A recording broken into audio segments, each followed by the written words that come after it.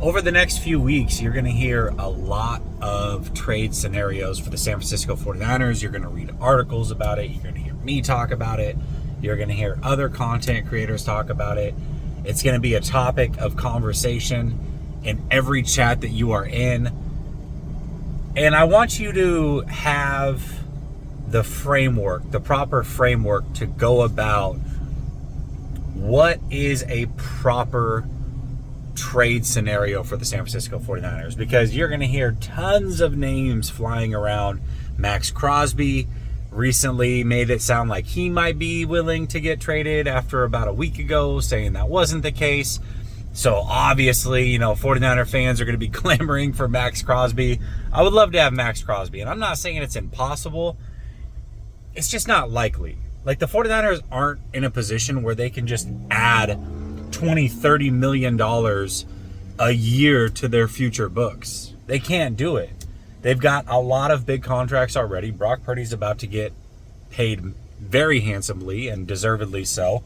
So those guys aren't as realistic unless the 49ers are just like, F the future, which the whole time that John Lynch and Kyle Shanahan have been here, they've done a pretty good job of keeping the future in mind when it comes to building the roster as it currently stands. So here's what I want you to do. When you hear names that are thrown out there, you can quickly check those players and figure out if it's realistic or not. And here's two things you need to look at. You need to look at the salary of the player / length of the contract, and you need to look at the team that they are coming from. If you hear a name on, let's say, I don't know, the Minnesota Vikings, I'm just throwing out a random team, Buffalo Bills, a team that's a winning team, they're not going to be sellers. You think they're going to be like, oh, yeah, no. I mean, listen, the 49ers competing, we're competing. You guys really could use this player. Here you go, man. Like, let's just hand the Super Bowl right over to you. No. So when a team is competing for the playoffs or in a position to compete for the playoffs, very likely that they are not going to just start getting rid of good players because 49ers want them on the roster. That's just not realistic. So you got to look at the team, where they're headed, and then you got to look at the salary, not only what they're getting paid now, but how long-term of a deal is it.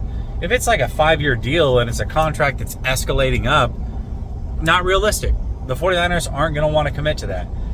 I think you want to look at 1-2 year deals and a financially reasonable area, maybe $8 to $12 million.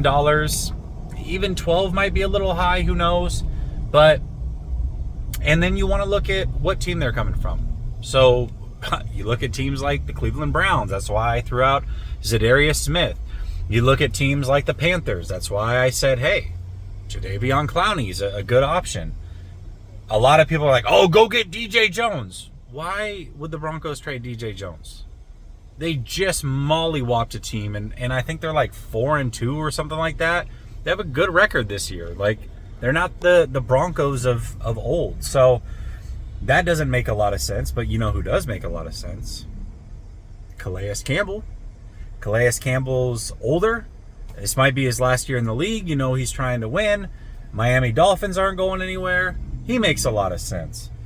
So just as you're looking at potential trade possibilities and having fun with it, I'm not saying don't have fun, don't dream.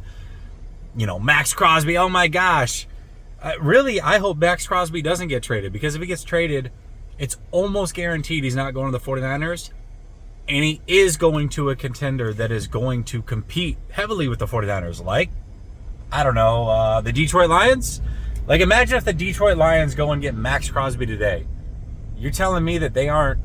I mean, I love Aiden Hutchinson, and Hutchinson was having a hell of a year, but at the very least, that keeps them whole right after losing a big piece for the year. I mean, that keeps them extremely competitive, and even worse, you got Aiden Hutchinson and Maxx Crosby going forward. Good luck with that.